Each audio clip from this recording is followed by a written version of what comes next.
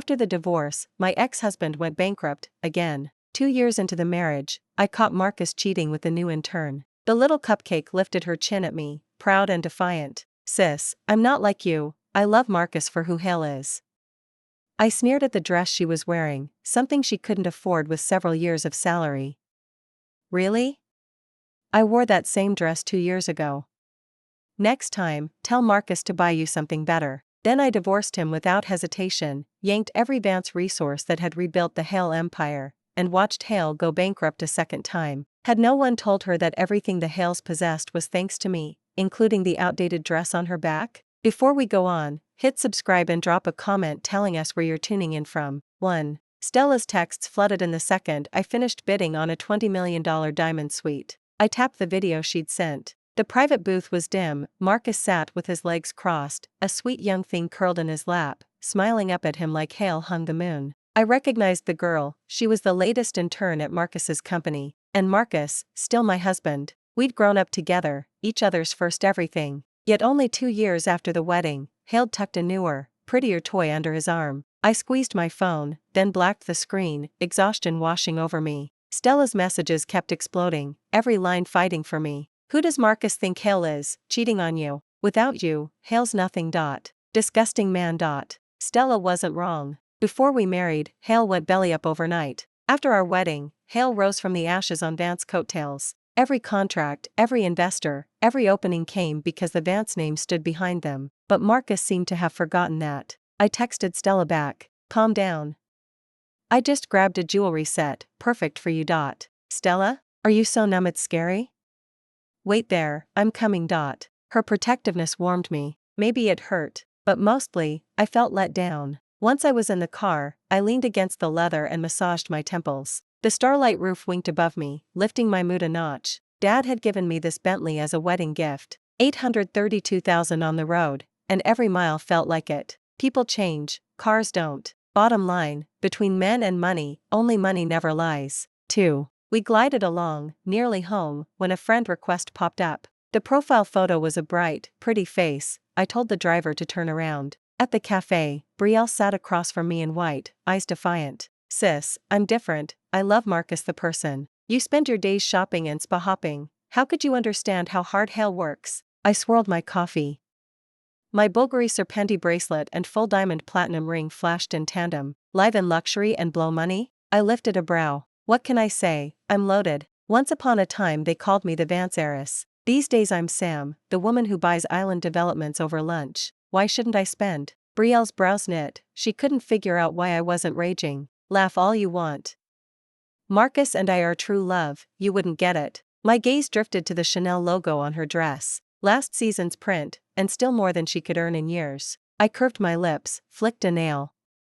Diamonds on my manicure captured the light. I wore that dress 2 years ago. Tell Marcus to upgrade you next time. Color exploded across Brielle's cheeks. She bit her lip hard. I sipped my coffee and prepared to leave. Across the table she gnawed her lip, glanced at the doorway, and her eyes went glossy with tears. Curious, I followed her stare just as she whimpered. Jordan. I turned. Marcus was striding toward us. 3. Morgan frowned slightly. Then Hale positioned himself beside Brielle, shielding her. She peeked out from behind him like a startled bunny, tiny fist clamped to his jacket. His eyes warned me off. Serena, watch your tone. It's not what you think, Brielle and me. Oh, really? She'd spelled it out, and Hale picked her side. Pretty obvious to me.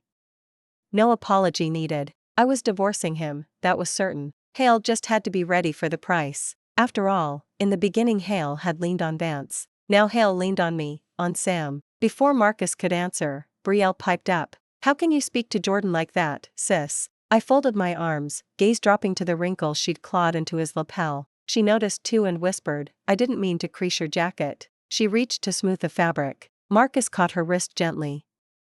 It's just a suit.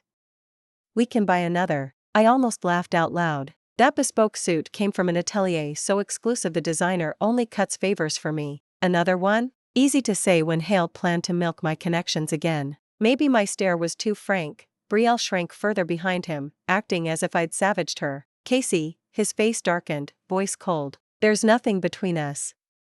Brielle scares easy, stop bullying her. I hadn't done a thing. She was the trespasser, I was the injured party. I picked up my bag, turned, and walked out of the cafe. 4. Back home, after a shower, I rang my lawyer and told him to draft divorce papers. My assistant came in with a contract. The Isle Resort development needed my signature. I bought a private island last year as a wedding gift to myself. The team had moved fast, groundbreak was already scheduled. I signed, and she reminded me, Linda's coming tomorrow for your seasonal fitting, don't sleep in. She'd been with me since before the wedding, we were almost the same age and more friends than colleagues. I was about to nod when Evelyn called, ordering me to dinner at the Hale estate. Every instinct said tonight would be a battlefield. Push Linda to the day after, I decided. I slipped into a Gucci gown, Dior kitten heels, and the second suite of diamonds I'd snagged at auction, radiant arrogance in human form, and headed to the estate. The moment I arrived I spotted an uninvited guest. Brielle and Evelyn sat knee to knee on the sofa, chatting and laughing like old confidants. They didn't even hear me greet them. Only when Brielle gently nudged her did Evelyn look up, offer me a frosty nod, and motion me to sit. The ornate crystal chandelier glittered against the mirror-bright floor, and even though Brielle had dressed with care, she still looked out of place in the lavish living room. I had barely sat down when I heard Evelyn's mutter, "You came empty-handed?" I blinked, stunned that anyone could be this shameless. She had never liked me. After Marcus and I married, Hale's balance sheet slowly righted itself only because Vance's money began flowing through it. Evelyn credited her son's brilliance. I never bothered to argue. I kept the peace and brought pricey gifts every visit. She accepted them with both hands, then trashed me the moment I left. Today, for once, I'd arrived without a present, and the disappointment on her face was almost funny. I smiled. My mother-in-law, happily chatting with my husband's mistress, couldn't wait for me to sign the divorce papers, yet she still expected a hostess gift? Yep, I said. How else would I come? Her gaze snagged on the fresh-off-the-block necklace glittering at my throat. Serena, dear, you need to understand how hard Marcus works. You don't earn a cent, so you can't appreciate his stress. She turned to Brielle. Now this girl has a heart. Look how thin she is, try some of my bird nest soup. Evelyn wasn't even pretending anymore. Pretty sure I'd air freighted that bird nest in 2 days ago on the Vance jet. She scolded me between greedy spoonfuls. I rolled my eyes. Is Hale going bankrupt again? It's just a necklace, pocket change. Pity I only had the one on. Back home I kept a few hundred more in a display case just for fun. Evelyn's face curdled. Brielle rescued her with a sweet smile, saving her from total embarrassment. Just then the front door clicked. Marcus. 5. Marcus paused on the threshold, surprised. Hale obviously hadn't expected Brielle. Evelyn rose, one hand clutching Brielle. Perfect timing. I have an announcement. Brielle fluttered to his side like a delighted sparrow. His eyes softened for a flicker when they landed on her. When they shifted to me, guilt slid across his face. What are you doing here? I twirled the new Van Cleef bracelet and smirked. Your mom invited me. Hale glanced at Evelyn, annoyance flashing, but she beamed, oblivious. At dinner she chirped that Brielle would stay at the Hale estate for a few days. Brielle's lashes fluttered, Marcus's chopsticks froze midair. Hale preferred messes swept under the rug, but his mother was determined to rub my face in it. I picked at my food, watching the circus. Apparently, after clawing back from Avery, the Hale family had already forgotten what broke felt like. They believed their own hype. One more trip to the gutter would cure that delusion. Brielle fought it, but the chef lured her into an extra half bowl of rice. I'd poached him from a former White House apprentice, 30 grand a month. Every ingredient, down to the bottled water, had been flown in at dawn. Hard not to ask for seconds. While Evelyn and Brielle glowed with truffled bliss, I slapped the divorce papers on the table. Marcus, I said, let's end this. Everyone froze. They hadn't expected a frontal attack. Marcus recovered first. Serena, what kind of joke is that? Evelyn slammed her chopsticks down, her tone nothing like the coup she used on Brielle. What do you think you're doing? I'm merely letting Brielle stay a couple of nights. Stop throwing a tantrum. Brielle shrank, the picture of wounded innocence. I stared at Marcus, openly mocking. A joke? His mistress was moving into the family manor, and I was supposed to stick around for holiday cards? The meal disintegrated. I, on the other hand, enjoyed every bite. 6. I told Marcus to sign. Hale dodged, muttering schedules and lawyers. Running solved nothing. My phone vibrated. Stella. I stepped outside to take the call. Brielle shadowed me. All her earlier bravas had evaporated. I tucked a loose strand behind my ear, Cartier studs catching the light, and folded my arms. Let's hear the sales pitch. Brielle played the repentant lamb. If I disliked her staying, she'd pack at once. I was mentally revising asset lists and barely grunted. She pushed closer. I'm sorry. I only wanted to learn from Jordan. I never meant to break you two up. Tiny frown, glistening eyes, central casting sweetheart. I laughed. This kindergarten Act 1 Marcus? Had Hale shredded his brain along with old memos? Do whatever you want, I said. I'm divorcing him anyway. Lightning joy flashed in her eyes. As I walked past, she suddenly crumpled to the flagstones, perfect timing, because Marcus strode out. Hale hauled her up, glaring at me. Serena, take it out on me, leave her alone. I almost suggested Hale donate his eyeballs. Clearly Hale wasn't using them. Any man this easily duped deserves a second bankruptcy. My gaze dropped to his hand on her arm. Sign the papers. Hale grabbed my wrist. Stop this circus. Brielle means nothing, it's one-sided. I kept quiet so you wouldn't explode. Afraid I'd be upset. How classic. I pulled up the video and shoved the screen in his face. Marcus's expression ran the gamut: shock, panic, then indignation. You had me followed? Men rage when receipts surface. As if privacy were possible when Hale's pawing her in public. Hale went on, voice rising. Serena, you never consider my pride.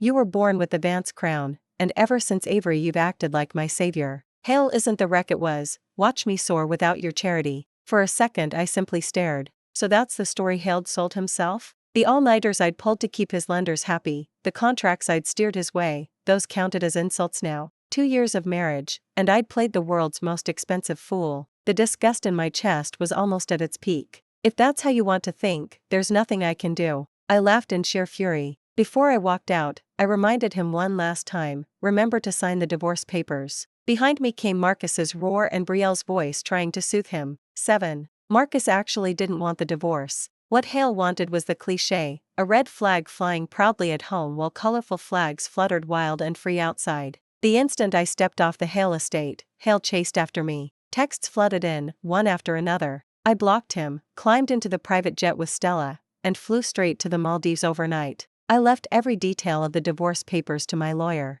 Marcus refused to let go and kept stalling, but Brielle was no easy prey. She was pregnant. The news reached me while Stella and I were sunbathing on the sand. Stella said, "You should have seen how frantic Marcus got after my brother told him we'd jetted off for vacation." Personally, I love watching a man bounce off the walls in panic. I nudged my sunglasses up the bridge of my nose and glanced at my phone. It was apology number 108, pinged from yet another new number Marcus had bought. Hale swore nothing had happened between him and Brielle, that she was the only one chasing him. Everything Hale said that night was just a heat-of-the-moment bluff, not what Hale really meant. I found it hilarious, shifting onto my side for a more comfortable sprawl. Whether it was his real intention no longer mattered. Hale talked pretty, absolving himself completely.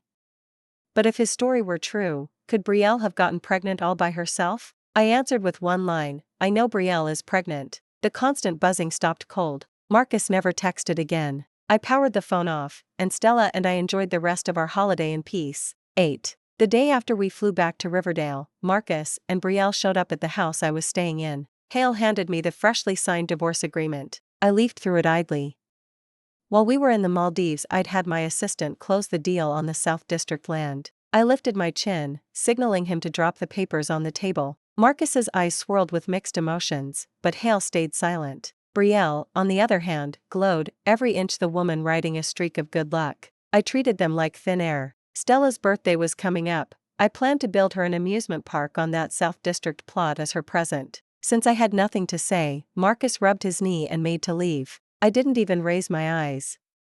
Don't let the door hit you. Once they were gone, I flipped through the signed agreement, exhilaration fizzing through me. Except for Hale's crumbs, Marcus had walked away with nothing. Before the wedding, Hale signed a prenup. Every dollar I'd brought into the marriage was notarized and locked. If we divorced, Marcus got zero. I looked around the villa, new Chinese design, quiet and grand. A single redwood armchair in the living room cost more than $10 million. I owned countless places like this. Even the Hale estate's decor had been paid for after we married. At the time, the family was sliding toward bankruptcy, and my parents couldn't bear the thought of me roughing it. When the cooling-off period ended, the divorce certificate came through without a hitch. The minute we stepped out of the bureau, Brielle updated her feed. Good things take time, still Hale from here on out. Pic attached, a sonogram printout. I snorted. Now I understood Marcus's sudden willingness to sign. The previous 2 years, stress and non-stop drinking had left him with a low sperm count diagnosis. The doctor said the odds of him fathering a child were tiny. Yet now Brielle was pregnant. The Hale dynasty would have its heir. How wonderful. Too bad the crown prince would inherit nothing but pots and pans. I'd already yanked every ounce of support I'd ever given the Hale conglomerate. Let's see how long Marcus can remain Jordan without me propping him up. 9. Marcus moved out of the house we once shared. Hale and Brielle settled into the Hale estate instead. Knowing every last corner of that estate had been curated by me, how could I let them live there in comfort? Stella phoned a crew, picked the priciest hypercar in the garage, and drove me to Hale. Before we set off, she ordered me to dress to kill. When we arrived, the movers were already at work. Marcus stood to one side, face like thunder. Evelyn's hands shook with rage. Brielle gaped, stunned. A worker said the grandest crystal chandelier was tricky to remove and might break. It was Evelyn's favorite, and Brielle had cooed over it as the height of old money taste. I made the call on the spot, yank it down. So what if it shattered? How much could a light fixture cost? Even wrecked and tossed in a dumpster, it would still be better than leaving it for them. Brielle watched the now empty ceiling, lost, then her eyes reddened. What do you think you're doing? These are Hale belongings. I'll call the police. I paused halfway into the car, looked back, and smirked. Hale belongings? Didn't Marcus mention the prenup? Every stick of furniture here is mine. Marcus's face was charcoal dark. Evelyn bit her lip so hard I thought she'd draw blood. But facts are facts, they couldn't argue. I slid into the passenger seat. Stella, already behind the wheel, flicked her sunglasses and told Brielle, "Congrats on landing Marcus, your best days are truly ahead." She floored the engine and roared away. I laughed the whole ride. Stella's tongue is razor sharp. I'd already tipped off every partner who'd ever done business with Hale. The company's day of reckoning was coming. The first day I was back in Riverdale, Brielle had shown up at my door. That afternoon her clothes had clearly jumped several price brackets. The necklace around her throat was the one Evelyn had worn at my wedding. Even her ride had been swapped for a Bentley. Maybe the new finery gave her courage. "Serena, sorry to bother you," she'd said, all fake humility. "But you know I'm carrying Marcus's baby.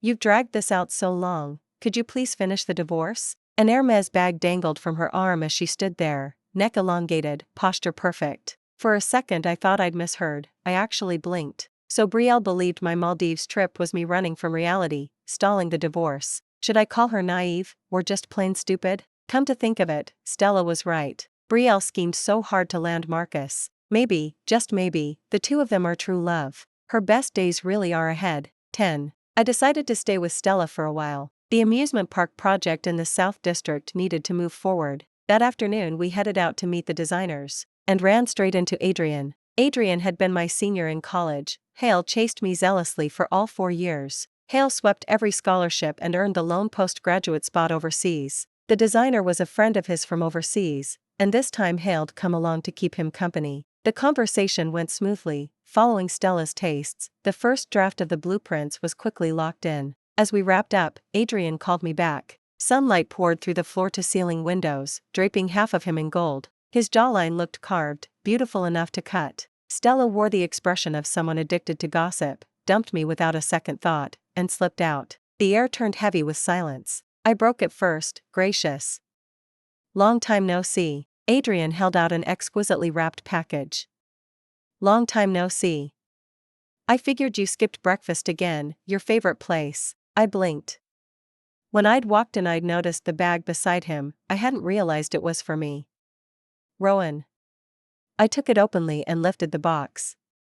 "I'll owe you dinner when you're free. I've got a meeting later, I should head out." Hale adjusted the thin gold frame on the bridge of his nose, the same gentle smile curving his mouth that I remembered from years ago. "Sure.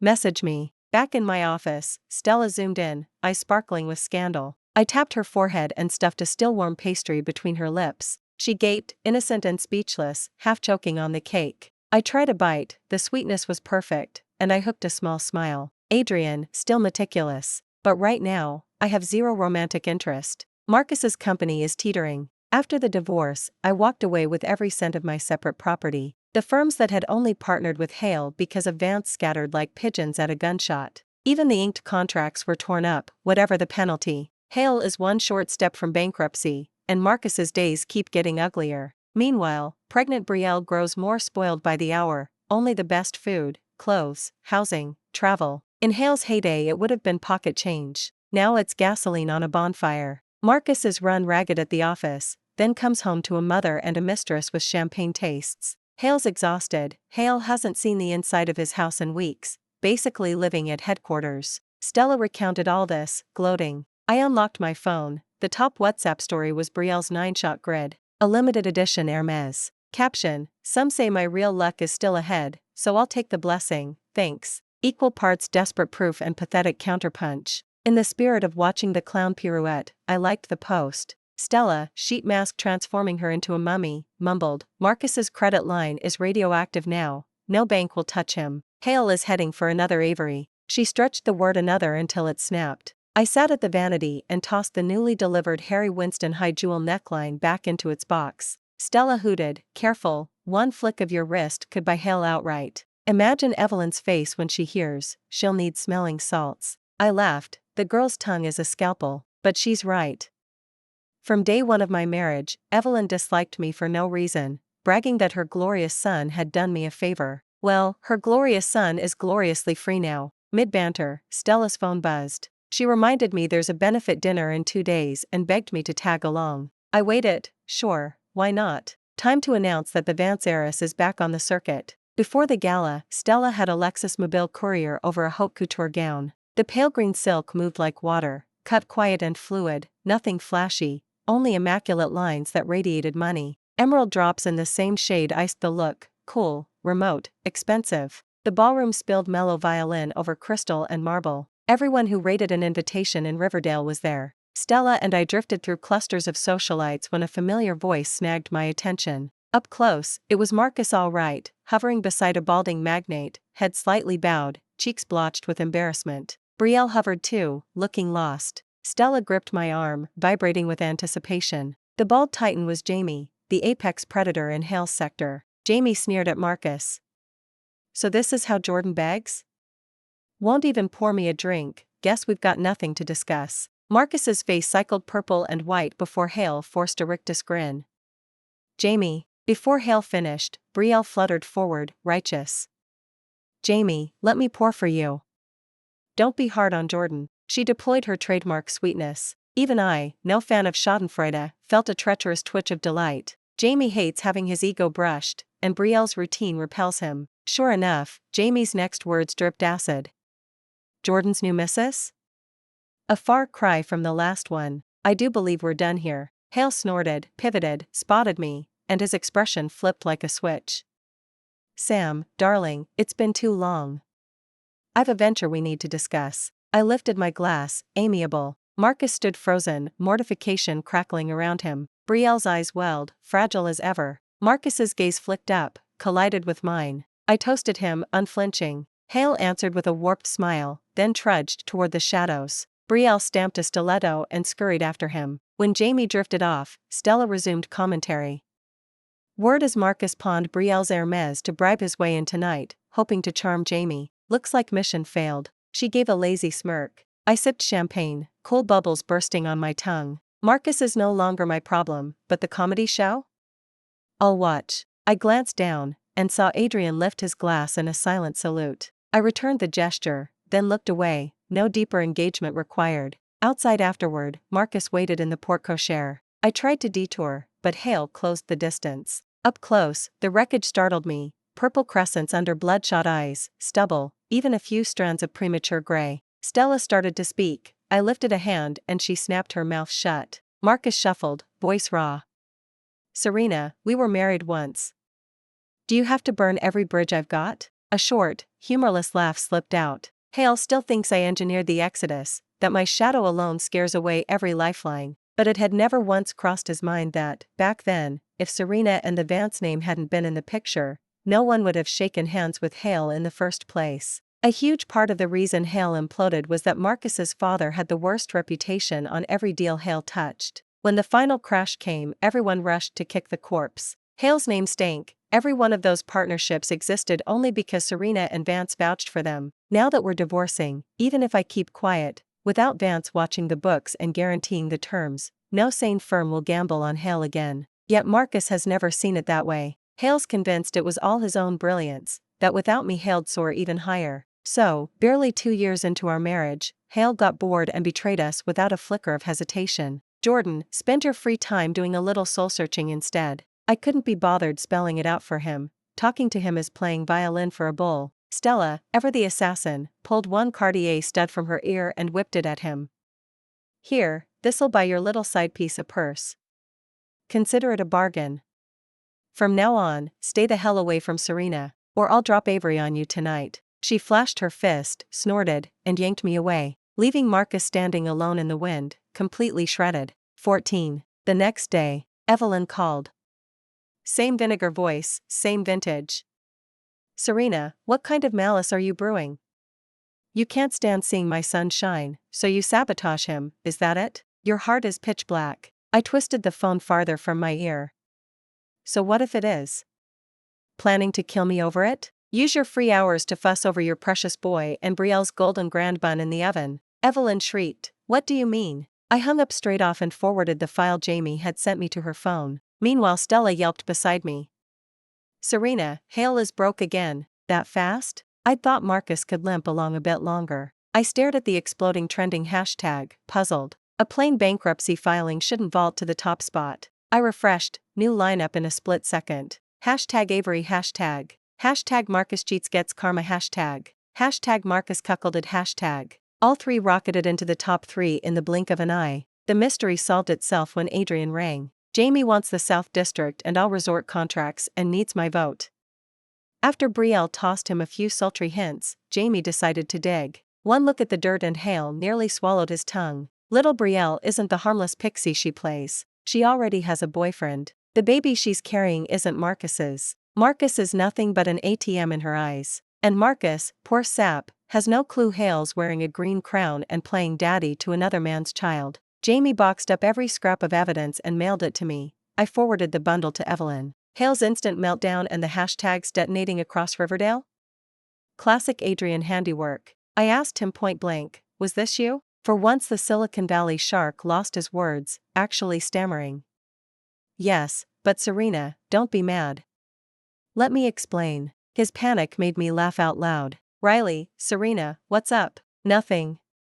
Everything's fine, Rowan. I had felt a twinge of unease, until my assistant showed me that after I turned him down last night Marcus paid a blogger to smear Adrian and me together. Disgust crawled through me. I had chosen Marcus, stood by him, and Hale repaid me with betrayal. Now Hale dared fling sewage at us. No wonder Adrian, usually the soul of restraint, gut-punched him. Stella tossed gasoline on the blaze, resurrecting every Avery era kept man receipt and leaking them. Marcus is flattened online and off. No resurrection possible. 15. The next time I heard of Marcus, Hale was broke, leg shattered, in a hospital Hale couldn't pay for. After the gala, Hale went home and brawled with Brielle, blaming her for torching his last bridge. The following morning Hale imploded. Brielle flushed the fetus, stuffed her Hermes with gifts Marcus had bought, and bolted. Within weeks she detached herself to a crypto nouveau riche. Marcus is blacklisted industry-wide. Dreaming of a comeback?